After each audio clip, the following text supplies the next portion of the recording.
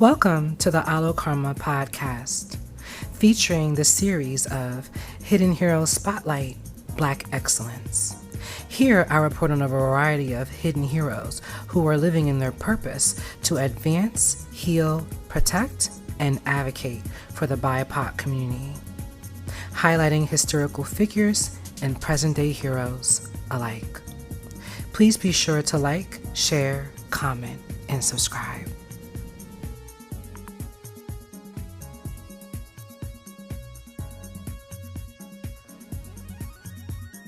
This episode is going to feature another hidden hero for the Hidden Hero Spotlight series, highlighting Black excellence in our community.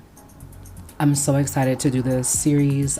I just look forward to unpacking and highlighting and showcasing Black excellence in this playlist, and to expose those out there who are doing the Lord's work, okay, that maybe some people don't know about because they're not that popular. So Mr. Ernest Crim III, this guy is so incredible. The work that he's doing with children, inspiring young Black kids to learn Black history, and he's making it fun and engaging and using his social media platform to do so. So a little background about Mr. Ernest Crim. He is from Chicago, and he is an educator. How he became viral was through a really unfortunate experience with blatant racism. He was at a margarita festival playing a game with some friends. He was there with his wife. There was a bit of an issue. A white woman there was very disgusting, very disrespectful, and he caught her on camera using the N-word multiple times in his direction. You could see her spitting at him and his wife on camera. So it took, social media by storm, really huge deal. He decided to use that moment in time as a example and a teachable moment in his classrooms with his students. And then he decided to take that experience and turn it into something positive. And now when you check him out on social media, on TikTok, on Instagram, and wherever you could find him, he is teaching about the hidden aspects, the covert aspects of racism in this country. So I'm definitely going to be plugging his socials so that you can find him and follow him and support him in the work that he does, because he's doing amazing work and he deserves all the help and support he can get. I'm also going to be showing a video where he is talking about food deserts. And shout out to 3 Milli Productions. They are the ones who featured him in a segment. I'm going to be posting the link to that video so that you can check out his interview with the host, and you can see the full interview. It's about an hour, 13 minutes long of his entire piece. It's called Unlocking the Black Mind and Revolutionizing Education. So I'm going to leave that link in the description so that you can check it out. And I'm going to put a small segment in my video of the part that spoke to me where he was speaking about food deserts.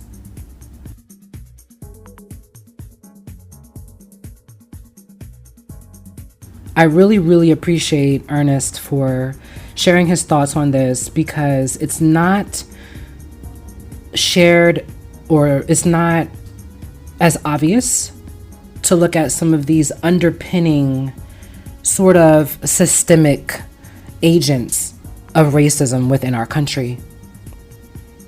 When people talk about systemic racism and institutionalized racism, it's not a very obvious situation to our community. It's not something that Black people, the average Black person is aware of. And so I appreciate, these brothers taking the time to educate the masses about these very intricate, very detrimental, situations, these seeds that were planted over time to keep us held back, to keep us unhealthy, to keep us enslaved. When people think slavery, they think, the obvious, whips and chains and, bondage physically, not realizing that the Jim Crow era transcended physical oppression. It's oppression of the mind, body, and the soul. And unfortunately, this oppression has the witchcraft of this oppression has been so great, so vast, that it's still going on to this day. We're still unpacking all of the trauma. And yes, our food is a part of that. I want to take a lot of time on this channel to definitely expose and highlight the areas that we need to focus on. There's not enough Black people speaking about the environment. There's not enough Black people speaking about or learning about our health. And I'm grateful to see that there's a few of us out here who are leading the charge with some of these healthier lifestyle changes. Shout out to Khalees, okay? She owns her own farm, and she posts about her progress and her day-to-day farming life. Who would have thought? Khalees, pop star, R&B singer, and this is what she's doing today, and it's beautiful, and I love to see it. If you don't know about Khalees and her farm, definitely follow her on Instagram and check her out. Ernest had brought up a point saying that farming, it's in our roots. Black people, our ancestors, we were very familiar with the earth. We were connected to the earth. And we knew how to grow crops. We knew how to plow fields. We knew how to farm. We knew all these things even prior to slavery. We were in touch with the soil, the planet. We were connected to it. And we need to get back reconnected. It's something I'm very passionate about, and I'm definitely going to be spending a lot of time on this channel focusing on.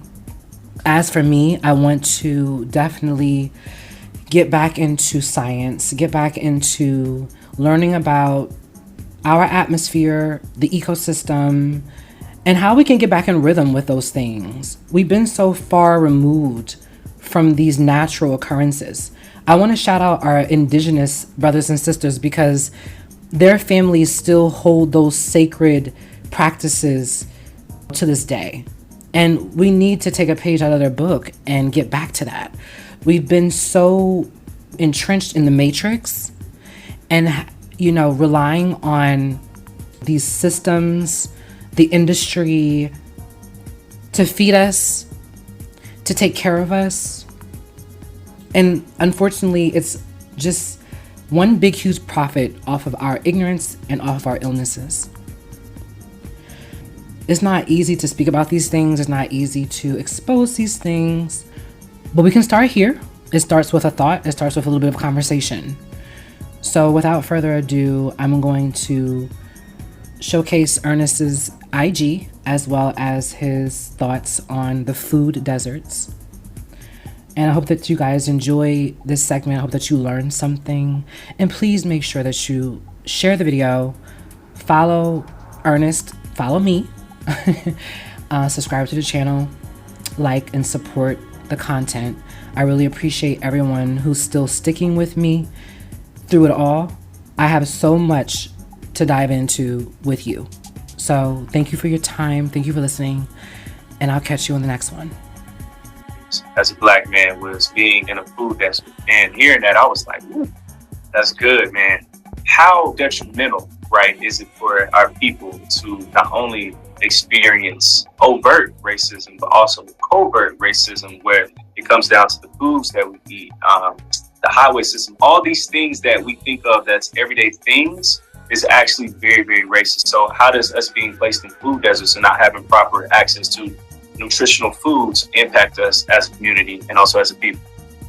Man, bro, before I decided I wanted to speak publicly about our history and racism, my thing was health, man, because I gained a bunch of weight in college, started to go on this journey where I was trying to figure out different diets and stuff that worked for me.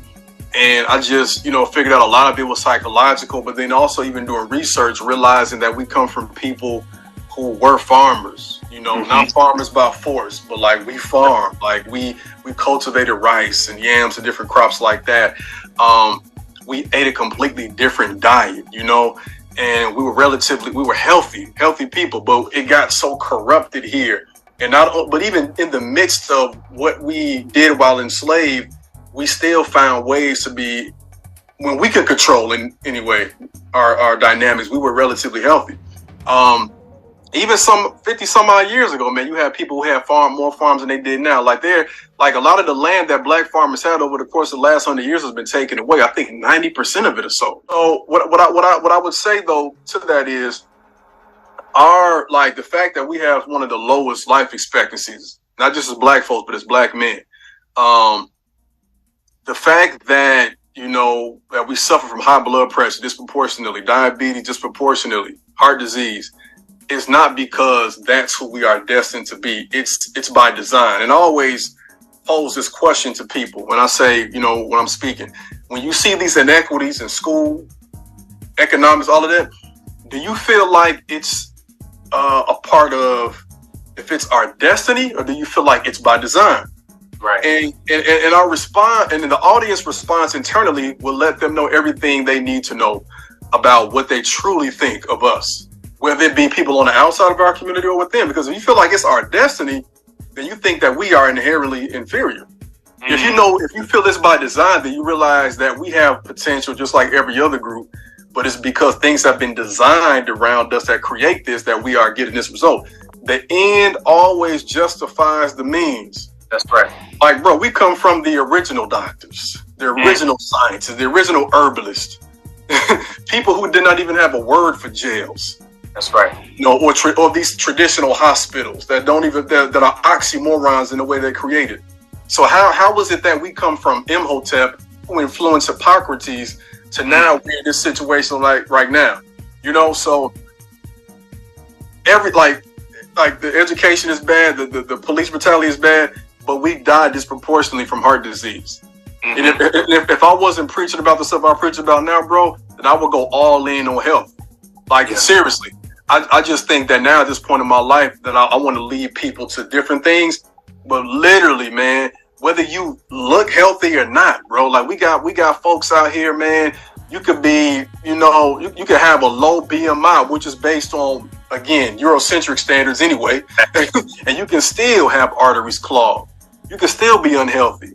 Because when you go outside, in most of our environments anyway, we're not living in environments where we can just grab plants off of trees anymore, or fruit off of trees. We got to go to the store and get it. But what happens when the only store is a liquor store or a corner store or a bodega? That's not owned by us, so there's no care or concern. And everything in there is processed with different chemicals. Yeah. And then the things they even allow in this country to be placed in our food, they are legal in other countries.